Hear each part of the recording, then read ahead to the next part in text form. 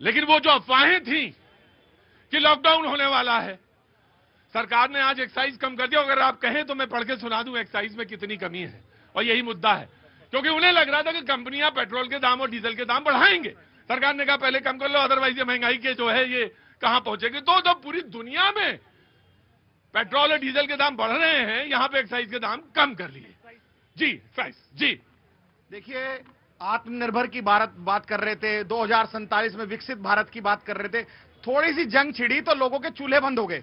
और आज जो ये एक्साइज की बात कर रहे हैं, ये एक्साइज की ड्यूटी ऑयल कंपनियों पर घटाई है। आपका जब पेट्रोल डीजल लेने जाओगे और आपने अगर वहां कहा कि कुछ कम कर, सरकार ने पैसे कम कर दिए हैं, उनको रिबेट दे दिए, तो पेट्रोल पंप वाला आपको भगा देगा। आपको पेट्रोल उतने में मिलेगा, डीजल उतने में मिलेगा। लेकिन जिस कंपनियों का अगर इन्होंने वैट घटाया है, जो टैक्स घटाया है, उन कंपनियों से क्यों नहीं कहते कि वो तेल में कुछ कटौती करे। पूरी दुनिया में तेल बढ़ रहा है। अरे सरकार सुन लीजिए, हम तो ऐसे व्यक्ति एक भगवान के राज में रह रहे हैं, जो भक्तजन कहते हैं। तो यहाँ पर हमें तो विपदा पड़नी नहीं चाहिए। आज लोग सिलेंडर की लाइन में तंज कर रहे हैं गुरुजी। गुरुजी तंज कर रहे हो आप, हैं सर। और 122 रुपया बैरल। सर सुन लीजिए, हमारे समय में भी 107 रुपए बैरल मनमोहन सिंह जी की सरकार में कच्चा क्रूड ऑयल आता था, और हम 70 रुपए पेट्रोल डीजल दे रहे थे। और आज आप एक देखिए, गैस एजेंसी लाइनों पर लोग खड़े हैं, और ये भारतीय जनता पार्टी के लोग क्या मजाक बना रहे हैं लोगों का कि ये विपक्ष के लोग खड़े हैं, यानी कि जिनको अगर सिलेंडर नहीं मिल रहा उनका ये मजाक बना रहे हैं। राइट। मैं बीजेपी वाले को जनता का पहले आने तो मुझे बता। सर नमस्ते। तेल के बदले जो कूपन लिए थे इन्होंने, कांग्रेस ने जी कांग्रेस ने जी जो कूपन कांग्रेस ने लिए थे, ऑयल बॉन्ड बीजेपी ने ही चुकाया आगे। जी बाबूजी नमस्ते। बॉन्ड लेके, उधार लेके इन्होंने अपने कर्जा किया था, और वो कर्जा मोदी सरकार उतार रही है, और फिर भी पेट्रोल और डीजल के रेट नहीं बढ़े हैं। अच्छा, जनता को याद सब रहता है। मैं कहते कुछ ज्यादा 2-4 चीजें भूल जाएं। सर अब you have to wait. Sir 2 second मैं जनाब को बता दूं कि आप 29 अप्रैल तक रुक जाइए। नरेंद्र मोदी साहब केवल 5 राज्यों के चुनाव की प्रतीक्षा कर रहे हैं। पेट्रोल डीजल के दाम भी बढ़ेंगे, जैसे 60 रुपए गैस के दाम बढ़े। देखते जाइएगा, ये केवल चुनाव की वजह से आज पेट्रोल डीजल के दाम नहीं बढ़ रहे हैं। Right sir. हाँ जी। देश में जो हो रहा है, हाँ। ये विपक्षी पार्टियां जो है ना, अरे आराम से सर, वो देश के विरोध में जो है स्टेटमेंट दे रहे हैं, और हम सबको हम लोग जो पब्लिक हैं उनको हतोत्साह कर रहे हैं, हतोत्साहित कर रहे हैं। जी मैं बता रहा हूँ, मैं 62 में देखा हूँ युद्ध जी चाइना का। उसमें सारा हिंदुस्तान नेहरू जी के साथ था, वो पार्टी नहीं देखती थी। 65 में शास्त्री जी के साथ था। 71 में जब युद्ध हो रहा था, जिसमें बांग्लादेश पर इंदिरा जी के जमाने में, हाँ। उसमें हमारे अटल जी ने कहा कि आज हमारे देश का एकमात्र नेता इंदिरा गांधी है, हम सारे भारतवासी हैं, कोई हम लोग भाजपा और जपा और दूसरे पार्टियां नहीं है। इसलिए आप लोग, मैं लाया हूँ मिठाई, विपक्षी पार्टी का मुंह मीठा कीजिए और अभी कीजिए। जो इनके जुबान से जो शब्द निकले वो मीठे निकले, भारत के लिए निकले, विदेश के लिए नहीं निकले। जी सर, खिलाइए और अभी खाइए। भारत माता की जय। देश रहेगा तो हम रहेंगे। 500 सर। जी रुकिए। देखिए जनता, भाई साहब आप बहुत बहादुर आदमी। सर मैं बात, जनता जो है ना, जब सहलाती है तो बड़े प्रेम से सहलाती है, सत्ता पे बैठाती है तो बड़े प्रेम से सत्ता पे बैठाती है, पुचकारती है तो बड़े प्यार से पुचकारती है, और जब समझाती है तो मिठाई खिला के भी समझाती है। क्या बात है गुरुजी। जज आप हैं, आपका काम कौन सा है? मैं प्रधानाध्यापक रिटायर हो गया।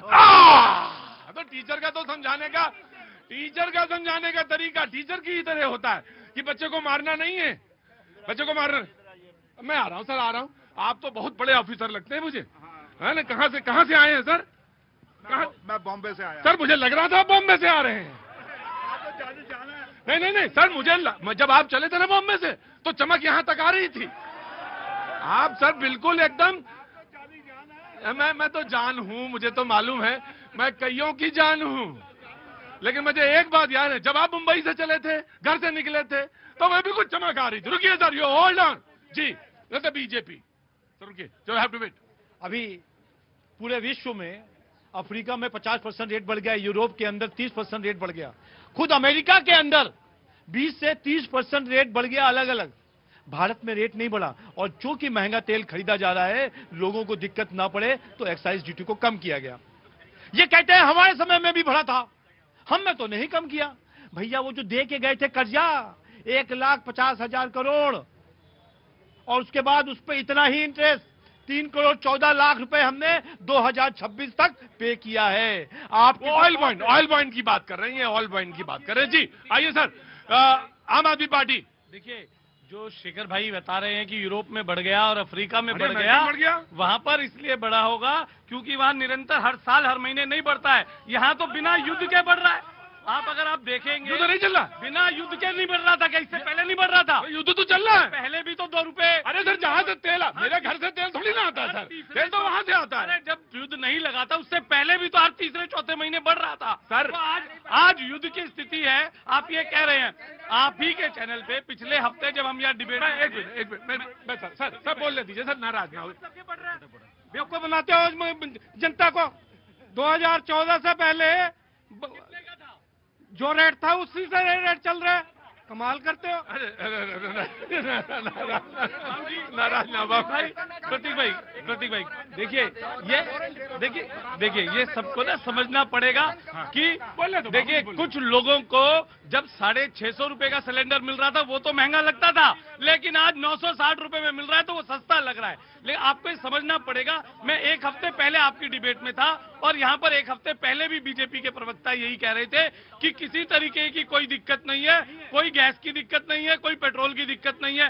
गैस के गोदामों पे आप चले जाइए, वहां पर लंबी लंबी लाइनें लगी हुई हैं। 2 दिन से आप जाके देखिए, पेट्रोल पूरे देश भर में पेट्रोल पंपों पर लाइन लगी हुई है। लोगों के बीच में कोई इस तरीके का मैसेज सरकार की तरफ से नहीं है। सरकार की जिम्मेदारी ये है कि अगर किसी तरीके का कोई भ्रम की स्थिति उत्पन्न हो रही है तो सरकार को उसको क्लियरिफिकेशन करना चाहिए। एक मिनट रुको भाई, एक मिनट रुको।